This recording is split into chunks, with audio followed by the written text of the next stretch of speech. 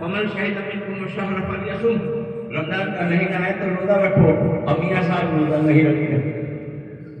ماں باپ کے ساتھ اچھا سلوک کرو، اور میاں صاحب اچھا سلوک ہی نہیں کرتے کہتے چلے جاؤ۔ تو جن آیتوں پر عمل نہیں ہوگا وہ آیتیں بھی دل و دماغ سے نکال دی جائیں گی، ختم ہو جائیں گی، آدمی پڑھ نہیں پائے گا۔ تو یہ تین باتیں ہوئی کہ یہ بچے جو ہمارے انہوں نے ابھی قرآن کی تکمیل کیا ہے، ابھی یہ کچے ہیں، پکے نہیں ہیں، تو پکا کریں۔ دوسری بات یہ ہے کہ حفظ قرآن کی دولت کو قائم رکھیں زندگی میں، اس کی تلاوت کرتے رہیں گے، حفظ قرآن برقرار رہے گا۔ اور تیسری بات یہ ہے کہ اس کے مطابق عمل بھی ہو، تب جا کر کے وہ ساری فضیلتیں، وہ بشارتیں حاصل ہوں گی۔ یہ حافظ قرآن پہ جو حافظ ہوں گے، ان کے ماں باپ کے سروں پر جو چاند سورج سے بھی روشن تاج پہنایا جائے گا، اور خود ان کو کہا جائے گا پڑھتے جاؤ چڑھتے جاؤ، اور ان کو کہا جائے گا کہ تمہارے خاندان میں سے 10 ایسے آدمی جن کو گناہوں کی بدولت جہنم کا فیصلہ جن کے لیے ہو چکا ہو، ان کی سفارش کی بنیاد پر ان کے لیے جنت کا فیصلہ ہوگا۔ قیامت کے دن شفاعت کا حق دیا جائے گا۔ ایمان کے باب میں کفر اور ایمان یہ کہتے ہیں 2 عدالت ہوگی میدان حشر میں، 2 عدالتیں ہوں گی۔ ایک عدالت ایمان اور کفر کی ہوگی، اس میں کوئی سفارش کا کوئی مسئلہ نہیں ہوگا۔ کفر شرک کرنے والے کو کہہ دیا جائے گا وَامْتَازُوا الْيَوْمَ أَيُّهَا الْمُجْرِمُونَ، اے مجرموں مشرکوں الگ ہو جاؤ، یہ دنیا نہیں ہے کہ مل جل کر کے رہ سہے، الگ ہو جاؤ، اور پورے کو اٹھا کر کے جہنم میں ڈال دیا جائے گا۔ اللہ ہماری تمہاری حفاظت فرمائے۔ شرک کی کوئی بخشش نہیں ہوگی۔ ان اللہ لا یغفر ان یشرک بہ ویغفر ما دون ذلک لمن یشاء، اللہ شرک کو نہیں معاف کرے گا۔ شرک کے علاوہ جو دوسرے چھوٹے بڑے گناہ ہیں ان کی تو معافی ہو سکتی ہے، لیکن شرک کی معافی نہیں ہوگی۔ جی اللہ کے ساتھ کسی کو شریک ٹھہرا ہے، مشرک ہے، جو انکار کرے ثانی عالم کا، اللہ کا انکار کرتا ہے، جی تو مشرک کی مغفرت نہیں ہوگی، لیکن کفر کرنے والوں کی، قرآن میں تو کفر کا ذکر نہیں ہے۔ یہ ہے کہ شرک کرنے والوں کو بخشا نہیں جائے گا، اور کفر کرنے والوں کو اس کا تو تذکرہ نہیں ہے۔ مفسرین لکھتے ہیں حضرت تھانوی علیہ السلام وغیرہ، جب شرک کو نہیں معاف کرے گا تو کفر کو تو بدل اولا معاف نہیں کرے گا۔ کیوں؟ اس لیے کہ شرک کی تو یہ ہے کہ اللہ کے ساتھ شریک ٹھہرایا، اور کفر میں یہ ہے کہ سرے سے انکار کیا۔ ابھی چند دن پہلے دلی میں مباحثہ ہوا ہے، جی کیا کہتے ہیں ایڈوائز کیا کہا اس کو، یہ اس میں مفتی شمائل ندوی ہیں اور کوئی جاوید اختر صاحب ہیں، اتفاق کے بعد دونوں پہ حاضر ہیں، اور دربھنگے مدھونی سائڈ پہ، جی وہ جو ہے جاوید صاحب کا اللہ کا انکار کر رہے ہیں کہ نہ یہ کائنات کو کوئی بنانے والا نہیں، جی تو کفر کو تو بدلنا اور معاف نہیں کرے گا۔ اس لیے کہ جب شرک کو نہیں معاف کیا گیا، شرک میں تو یہ ہے کہ اللہ کے ذات اور صفات میں شریک ٹھہرا ہے، اور کفر میں تو یہ ہے کہ سرے سے اس کا انکار ہی کیا کہ نہ اس کا کوئی خالق مالک کوئی معبود نہیں، علیہ تو کفر کو تو بدلنا اور نہ معاف نہیں کرے گا۔ تو ایمان اور کفر کے عدالت میں 2 عدالت ہوگی۔ ایمان اور کفر کی جو عدالت ہوگی اس میں سفارش کا کوئی سوال نہیں ہے، کسی نبی کی، کسی ولی کی، کسی شہید کی ہمت نہیں ہوگی، مجال نہیں ہوگی کہ کسی کفر شرک کرنے والے کے بارے میں ایک لفظ کہے کہ اے اللہ اس کو معاف کر دو،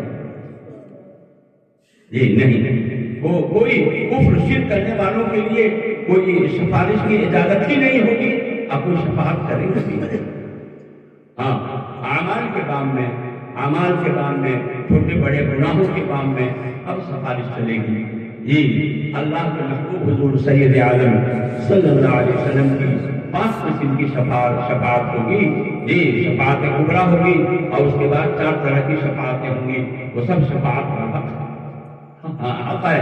اسی طریقے سے شہداء سفارش کریں گے، علماء سفارش کریں گے، اور ویسے میں حفاظ کی سفارش کریں گے، یہ سب لوگ سفارش کریں گے۔ تو وہ 10 آدمی حافظ کے خاندان کے، وہ 10 آدمی جن کے لیے گناہوں کی بدولت سزا اور جہنم کا فیصلہ ہو چکا ہوگا، یہ ان حافظوں کو سفارش کرنے کی اجازت دی جائے گی، اور اس طریقے سے جب ان کی سفارش قبول ہوگی اور ان 10 آدمیوں کے لیے جو جہنم کا فیصلہ ہو گیا تھا ان کے لیے جنت کا فیصلہ ہو جائے گا۔ یہ سب جب ہوگا جب کہ قرآن پاک کے مطابق عمل ہوئی، یہ ساری فضیلتیں، یہ ساری بشارتیں جب ہیں یہ قرآن پاک کے مطابق عمل بھی ہوگا۔ یہ ہمارے ہونے والے جو یہ بچے حافظ ہونے ہوئے ہیں، یہ ان چیزوں کا دھیان رکھیں کہ حفظ قرآن کو ابھی پکا کریں اور اس کو یاد رکھنے کی کوشش کریں اور اس کے مطابق عمل درآمد بھی کریں۔ دوستو اور بزرگو، ہمارے آنے والے مہمانان کرام ہیں، یہ آپ کے اس خوشی میں، اس جشن میں یہ لوگ شریک ہونے آئے ہیں، کیونکہ جس مجلس کے اندر قرآن پاک ختم کیا جاتا ہے اس مجلس کی دعا قبول ہوتی ہے۔ اللہ کے محبوب حضور سرور عالم صلی اللہ علیہ وسلم نے ارشاد فرمایا، جس مجلس کے اندر قرآن پاک ختم کیا جائے اس مجلس کی دعا کو اللہ رد نہیں فرماتے ہیں، قبول فرماتے ہیں۔ آپ کے خوشی میں یہ لوگ شریک ہونے آئے ہیں، یہ آپ ہی کے خیش و قربا ہیں، یہ آپ سے ہمدردی، خیرخواہی، محبت رکھنے والے لوگ۔ دوستو اور بزرگوں، یہ اللہ کی شان یہ کتاب اور اس کا یہ ہے بہت بڑی سعادت کی بات ہے، اور ایسی فضیلت ہے کہ آدمی سنے تو اس منہ میں پانی آ جائے۔ بغل میں کوئی اچھی سی مٹھائی کھا رہا ہو تو بغل میں بیٹھے ہوئے آدمی کے منہ میں پانی آ جاتا ہے۔ اچار کھا رہا ہو دوسرا آدمی، اچار کے خوشبو سے منہ میں پانی آ جاتا ہے۔ ان حافظوں کے لیے جو فضیلت بیان کی گئی ہے، ان فضیلتوں کو سن کر کے واقع آدمی مچل جائے اور آدمی کے اندر جذبات بیدار ہو جائے، کاش میں حافظ ہوتا۔ نہیں تو بچے حافظ، اور وہ بھی نہیں ہے تو پوتے حافظ، وہ بھی نہیں تو بھائی بھتیجا حافظ، کوئی نہیں ہے تو ان کے پیسے سے کوئی بھی حافظ ہو جائے۔ اب ماشاءاللہ اس طرح کا جذبہ ابھر رہا ہے۔ یہ ہم لوگ جاتے ہیں، کئی آدمی ہیں جنہوں نے کہا کہ مولانا ایک بچے کے حافظ بنانے پر کتنا خرچ ہوتا ہے سب بتلائیے، میری طرف سے 1 بچہ، 2 بچہ، 3 بچہ حافظ بنائیے۔ اس طرح کا جذبہ پیدا ہو رہا ہے، اس لیے کہ ان کے خرچ سے جو کوئی حافظ ہوگا کہ کل قیامت کے دن اس حافظ کو نوازا جائے گا تو اپنے محسنوں کو کیسے بھولے گا؟ جس نے اس بچے پر اس کے حفظ قرآن کرنے کرانے پر جس نے تعاون کیا اور جس نے مدد کی اور اس کو ٹھیکا دیا، وہ اس کے محسن ہے، اس کو وہ کیسے بھول جائے گا؟ وہاں تو مختلف بہانوں سے بخشش ہوگی، رحمت حق بہانہ بھی جو ہے، اللہ کی جو رحمت ہوگی وہ بہانہ ڈھونڈے گی مختلف بہانوں سے۔ اللہ جب کہے کہ اس بندے کو بخش دینا ہے تو مختلف طریقوں سے، بہانوں سے اللہ اپنے بندوں کی مغفرت فرمائیں گے، بخشش فرمائیں گے۔ سنا ہوگا حدیث بطاقہ، حدیث بطاقہ سنا ہوگا، پرچی، بطاقہ کے معنی پرچی۔ ایک آدمی ہوگا جس کا حساب کتاب ہو جائے گا اور اس کے گناہ کا پردہ بھاری ہو جائے گا، نیکیوں کا پردہ ہلکا پڑ جائے گا۔ ومن خفت موازینہ، اس کا پلہ ہلکا ہو جائے گا، فأمہ ہاویہ، تو ٹھکانہ جہنم۔ اب وہ بندہ گھبرا رہا ہوگا کہ میرے تو گناہوں کا پلہ بھاری پڑ گیا ہے، نیکیوں کا پلہ ہلکا پڑ گیا ہے، اب تو ہمیں جہنم میں جانا پڑے گا۔ اللہ چاہیں گے کہ بندے کی مغفرت ہو جائے،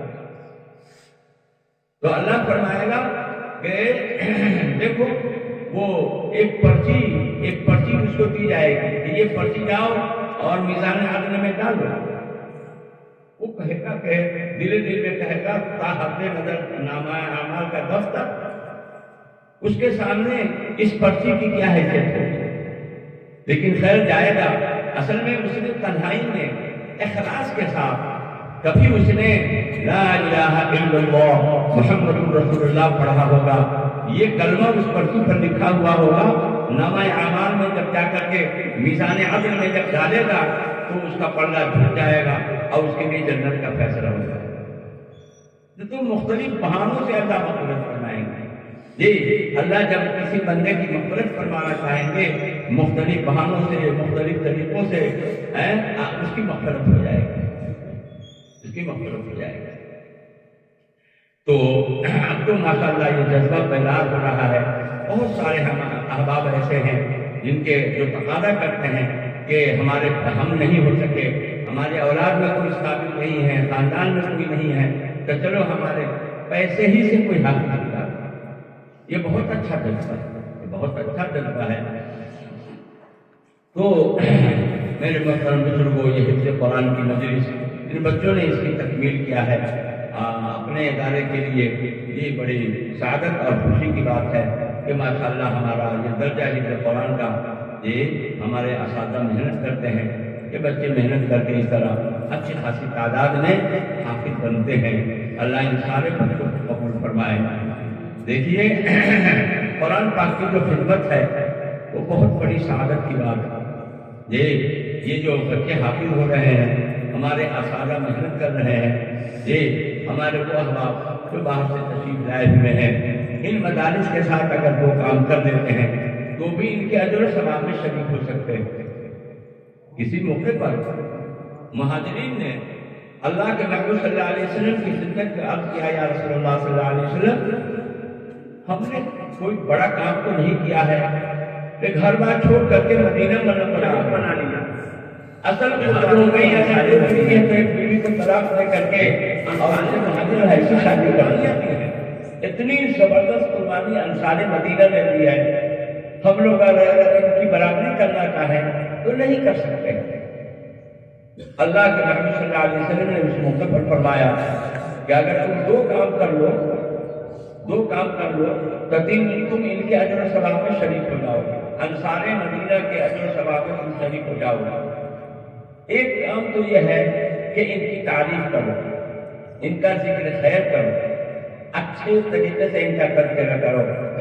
अंसार मदीना क्या कहना है साहब, ये ऐसे हैं वैसे हैं, ऐसे फजल व कमाल वाले हैं, ऐसी कुर्बानी वाले हैं, ऐसे मुजाहिदे और रियासतें करने वाले हैं, और खूब इनकी तारीफ करो। अब दूसरा काम ये करो कि तुम इनको दुआ करो, अल्लाह इनके कुर्बानियों को कबूल फरमाओ, अल्लाह इनको दुनिया और आखिरत दोनों की सादत अता फरमाओ, अल्लाह इनसे राज़ी और खुश हो जाइए। यानी जो दुआएं दे सकते हो इनको तुम दुआएं दो। तो अगर ये दो काम कर लोगे, इनका जिक्र खैर करो, अच्छाई से इनका तज़किरा करो और इनको दुआएं दो, अगर ये दो काम कर लोगे जी तो तुम भी अंसार मदीना के अजर सवाब में शरीक हो जाओगे। जाहिर है हमारे अहबाब को बाहर से आए हुए हैं, अगर ये दो काम कर लेते हैं, मदरसा वाले बड़े अच्छे लोग, पढ़ने वाले बच्चे, पढ़ाने वाले असातिज़ा और मदरसा क्या कहना साहब, बहुत अच्छे लोग, ये जिक्र खैर हुआ। और इनको दुआ दें, ये इनको दुआ दें कि अल्लाह इनको खुश रखे ये और इनकी परेशानियों को दूर फरमाए, इनकी मुश्किलात दूर फरमाए। दुआ जहाँ रखो आदमी दुआ दे। तो जाहिर है कि यहाँ जो काम हो रहा है, हिफ्ज़ कुरान की जो तालीम हो रही है, या उलूम अरबिया कुरान हदीस की जो तालीम हो रही है, हमारे असातिज़ा दे रहे हैं, हमारे तलबा पढ़ रहे हैं, इनके अजर सवाब में ये लोग भी शरीक हो जाएंगे। जो इनका जिक्र खैर करेंगे और इनको दुआओं से नवाजेंगे, वो लोग भी इसमें शरीक हो जाएंगे। बहुत अच्छा नुस्खा है। अल्लाह के महबूब हुज़ूर सल्लल्लाहु अलैहि वसल्लम ने उसको बतलाया। बहुत पहले तकरीबन 30 साल हो गए होंगे, 25-30 साल हो गए, गया में इज्तिमा हुआ था। उसमें उलमा में बयान था, मक्के से आए हुए थे मौलाना इब्राहिम साहब जो अभी वो जिंदा जी, उन्होंने उलमा के दरमियान कहा कि आप उलमा हैं, पढ़ा रहे हैं, दर्स व तदरीस में लगे हुए हैं, आइए बेचारे जमात में जा रहे हैं जी, गांव-गांव देहात छिप करके ये नमाज को जिंदा और दीन को जिंदा और इस तरह میں سے کام کر رہے ہیں، آپ اپنے مقام پر بیٹھ کر کے یہ دو کام تو کر سکتے ہیں، ان کا ذکر خیر کریں کہ جماعت کے ساتھی بڑے اچھے ہوتے ہیں، بڑا اچھا کام کر رہے ہیں، وضو، غسل، تیمم، نماز اور یہ سب سمجھاتے ہیں، کھانے کے آداب، پینے کے آداب، سونے کے آداب، مسجد کے اندر آنے جانے کے آداب، کپڑا پہننے اتارنے کے آداب، ایک ایک سنت سکھلاتے ہیں، ان کی تعلیم تو کر سکتے ہیں اور ان کو دعا تو دے سکتے ہیں۔ یہ دو کام آپ کر لیں گے تو آپ کے مشورے سے، آپ کی دعا سے یہ جماعت کے ساتھی کام کریں گے، لیکن ان کے اجر و ثواب میں آپ بھی شریک ہو جائیں گے۔ اور انہوں نے اسی حدیث کا حوالہ دیا جو مہاجرین نے انصار مدینہ کے متعلق آقا صلی اللہ علیہ وسلم سے تذکرہ کیا تھا، اور آقا صلی اللہ علیہ وسلم نے یہ نسخہ بتلایا۔ بات صاف ہے کہ اگر کوئی اچھا کام ہو رہا ہو اس کو سراہنا، اور اچھا کام ہو رہا ہو اس کو دعاؤں سے نوازنا، یہ ایسا نقطہ ہے اور ایسا نسخہ ہے کہ اس بنیاد پر اچھے کام میں آدمی شریک ہو جائے گا اور اس کے اجر و ثواب کو پا لے گا، اجر و ثواب کو پا لے گا۔ تو الحمدللہ یہ اپنا جامعہ جسے 109 برس تقریباً ہو گئے خدمت کرتے ہوئے، یہ یہاں سے جو کام ہوا ہے اللہ کا فضل ہے، اللہ کے یہاں اس کی قبولیت ہے، اتنا بڑا مجمع، اور اس طریقے سے اللہ یہاں سے کام لے رہا ہے، اس کا خاص فضل ہے۔